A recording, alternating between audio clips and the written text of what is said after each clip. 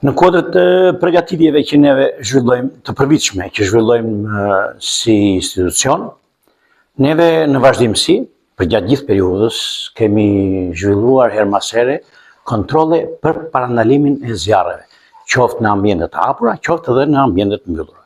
Në këtë kodrë gjithashtu, neve kemi marrë një sër macash, kemi hartuar dhe planet veçanta macash me institucionet të tjera ndihmëse, qoftë me policinë e shtetit, qoftë me KMC-n, qoftë me drejtorinë rajonale të mbrojtjes së pyjeve, për minimizimin sadopak të zjarreve në periudhën e nxehtë të verës. Gjithashtu, një bashkëveprim dhe një bashkërëndim të punëve neve kemi bërë që nga strukturat bazë në fshatra që janë kryeplejësia e fshatrave, drejtorët e njësive administrative e të gjithë inspektorët e zonave për të bërë të mundur parandalimin e zjarreve në këtë periudhë. Nga eksperienca që neve kemi pasur, duke mësuar nga eksperiencat e kaluara, kemi hartuar edhe plane konkrete për si vjet që ta përballojmë sa më mirë këtë situatë të nxehtë të verës.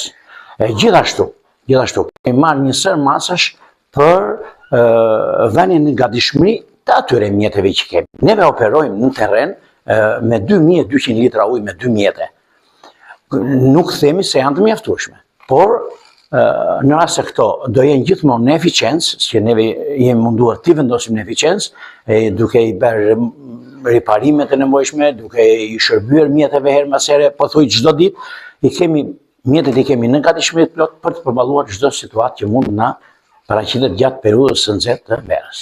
Ju vini pikërisht nga dy takime radhasin në lidhje me emergjenca civile në sezonin e verës.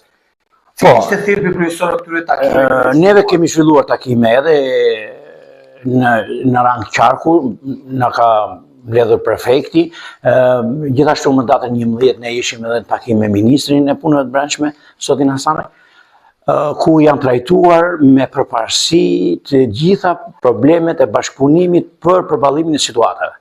Gjithashtu u vu theksi në takimin që patëm me ministrin, bashkëpunimi ndër rajonal i shkrimeve zjarrfikse, sepse çdo bashki apo çdo stacion zjarrfikës nuk mund të përballojë dot i vetëm një situatë, domethënë se zjarri.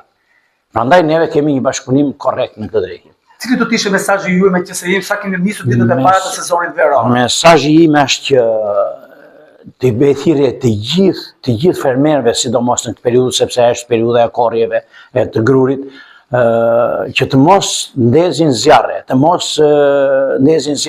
afër jo vend banimeve që nuk diskutohet, por edhe afër pronave, sepse dëmtohen pronat.